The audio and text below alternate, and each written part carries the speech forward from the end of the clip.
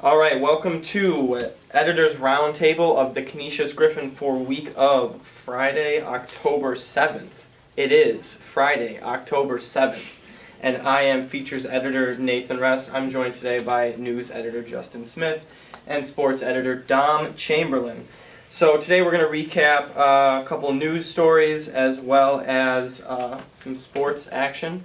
I'm going to lead off with Community Day. We covered the action from this past Saturday, October 1st. Writer Carl Legg followed the story, recapping the rousing success of Community Day with over 330 students attending 30 plus service locations. We have interviews with Joe Van Volkenberg, Matt Pernick, and Christian Westermeyer within the article. Next, on the front page, under the fold, you can follow the story of Emma Donahue, an Irish writer who came to Canisius this past Tuesday, October 4th, to read from her latest work, The Wonder, published just weeks ago.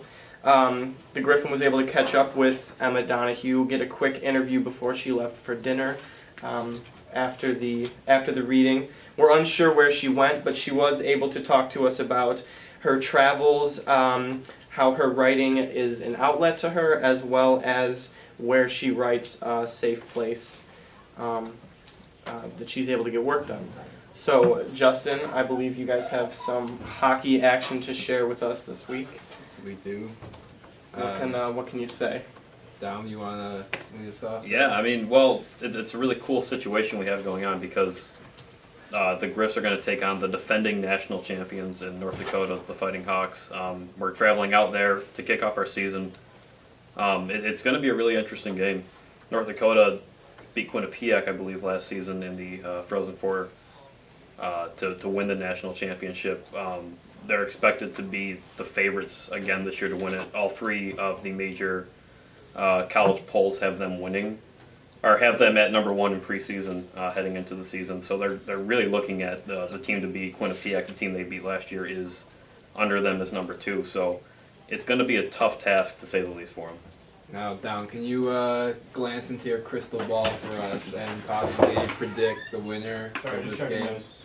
The winner of this game it's probably going to be North Dakota. I mean, it's tough to say, especially going to Canisius, but they're such a good hockey team, man. They're well-rounded in every aspect. This is a very, very young Griffs hockey team. Mm-hmm. It's a lot of freshmen. It's a lot of freshmen. A lot of sophomores. The underclassmen are big. Only 3 seniors. One of them is a transfer goalie. It doesn't really seem. We don't know who's going to start either. I mean, Simon Hoffley from last year had hip surgery in the offseason. We don't know if he's ready to go yet. The 3 new goalies each played 1 period in the exhibition game. We lost that game 6-2. So I'd hate to be unoptimistic here, but it's North Dakota, defending national champions. Again, favored to win. You ask anybody in the hockey community who follows college hockey, they know really what's up here. And I don't want to say it's impossible because it's not. Upsets happen. But it doesn't look great. But, I know these Griffs, and there is talent on this team. Ryan Schmelzer's back. He centered 2 guys who are now playing professional hockey. So there's talent there. The possibilities there. It's just we'll see if it can happen. Can you give us a couple names to look out for that game? Yeah, as I just said, Ryan Schmelzer. He's the leader of the offense now. He is the go-to guy. He's going to be, the focal point. The puck's going to try to get to him. He's going to crash the net hard. He plays very hard style. The skill gap's going to be a little different than what it was last year. He had 2 great players with him, 2 pure goal scorers with him. They're not there anymore. He's going to be looked to be that guy now, the goal scorer. Defensively, it's going to be Jeff Fortman, the senior, the newly named captain. He played every game for the Griffs last season. He's a go-to guy in the defensive end. He's really going to have to carry and anchor this defensive team because last season it was the defense that kind of plagued the Griffs a little bit, and goaltending issues too. So it's going to be interesting to see the goaltending thing. That's what we're going to have to watch out for. Who is the nod to start against the defending national champions and to kick off the season. There's a lot of interesting factors, a lot of questions, and hopefully some answers after we get out of North Dakota and head to Alaska. Now, with this being an away game, how are students going to be able to view this? Well, you're going to have to try and find it online, really.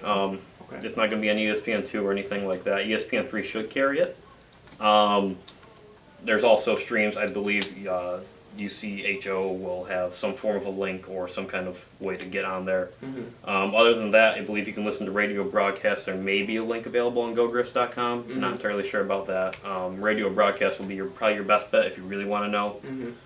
There will also be live stats on various websites. I believe GoGriffs will also do live stats. So there are ways for students to at least keep up to date. I know the Canisius Hockey account will definitely live tweet the game. So if you are interested, there are platforms out there, and it should be interesting to say the least. And what's the Canisius Hockey account? I believe the Twitter account is just Griffs Hockey. Okay. Yeah.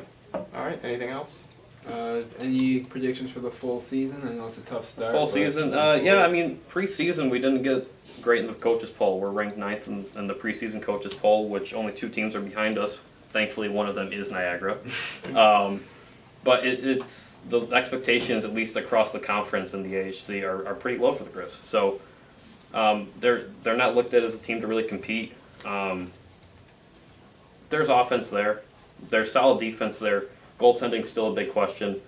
Full season, I want to say they probably finished somewhere in the middle of the pack, really. I don't see them beating teams like Robert Morris. I don't see them beating teams like RIT consistently, at least.